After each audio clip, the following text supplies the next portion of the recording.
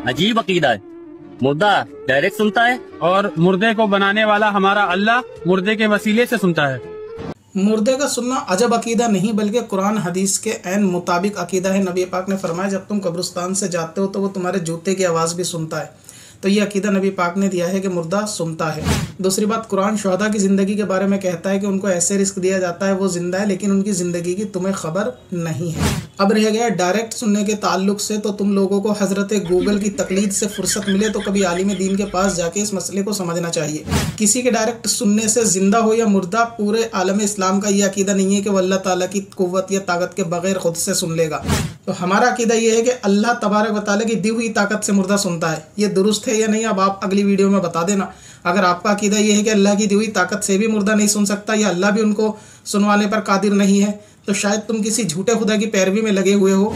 आप उस खुदा का कलमा पढ़ो जिसका अल्हम्दुलिल्लाह हम मुसलमान कलमा पढ़ते हैं कि जो मुर्दों को सुनाने पर भी कादिर है, हर मुमकिनात पर कादिर है और जिंदों को सुनाने पर भी कादिर है। और अगर तुम ये समझते हो कि मुर्दा डायरेक्ट नहीं सुनता, जिंदा डायरेक्ट सुनता है, तो मैं पूछना चाहता हूँ तुम चिंटू मिंटू आपस में एक दूसरे की बात डायरेक्ट सुनते हो या ये कुदरत भी तुम्हें अल्लाह तबारक व तआला ने दी है?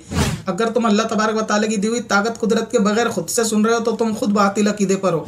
और अगर तुम्हारा अकीदा ये है कि तुम्हें भी सुनने और देखने की कुदरत अल्लाह तबारक व तआला ने दी है, तो वो हर किसी को देखने सुनने की ताकत दे सकता है, बेजान को भी दे सकता है, चाहे वो पेड़ से भी कलमा पढ़वा दे। लिहाजा किसी का डायरेक्ट सुनना देखना भी इनडायरेक्ट माना जाएगा, क्योंकि हर इल्म जो है वो ज़ाती अल्लाह तबारक व तआला के लिए है। तो चाहे जिंदा हो या मुर्दा, कोई डायरेक्ट नहीं सुनता अल्लाह की ताकत के दिए बगैर। अगर तुम ये समझते हो कि मुर्दा डायरेक्ट नहीं सुन सकता, जिंदा डायरेक्ट सुनेगा, तो जिंदा के डायरेक्ट में भी अल्लाह ही की ताकत है ना, तो वो भी इनडायरेक्ट ही हो गया। तो इंस्टाग्री करने से पहले मसले की तहकीक करो कि डायरेक्ट सुनने से क्या मुराद है। और दूसरा, तुम्हारा झूठ कि अल्लाह तबारक व तआला वसीले से सुनता है, तो इस तरह से ये अकीदा नहीं है कि अल्लाह तबारक व तआला वसीले से सुनता है, बल्कि अल्लाह तबारक व तआला वसीले से भी सुनता है। तो यहाँ भी का इस्तेमाल है, वसीले से भी सुनता है, और डायरेक्ट तो अल्लाह ताला सुनता है और किसी को सुनने की ताकत दे भी सकता है, चाहे वो जिंदा हो या जिंदा ना हो, जानदार हो या गैर जानदार हो। अब एक जवाब अपनी भाषा में भी समझने की कोशिश कीजिए कि तुम्हारी वालिदा तुम्हें डायरेक्ट रोटी देती है, लेकिन अल्लाह तबारक व तआला वालिदा के जरिए से तुम तक रिस्क पहुंचा रहा है। तो इसका मतलब अल्लाह तुम्हें डायरेक्ट देने पे कादिर नहीं है। यह जो वालिदा डायरेक्ट दे रही है ये खुद खुदा है कि इसका डायरेक्ट ही माना जाएगा? क्या इस डायरेक्ट में अल्लाह ताला का डायरेक्ट नहीं माना जाएगा? और दूसरी मिसाल मैं तुम्हारी पैदाइश पर भी देना चाहूंगा। चलो आप लोग शायद इतने ही समझ गए होंगे।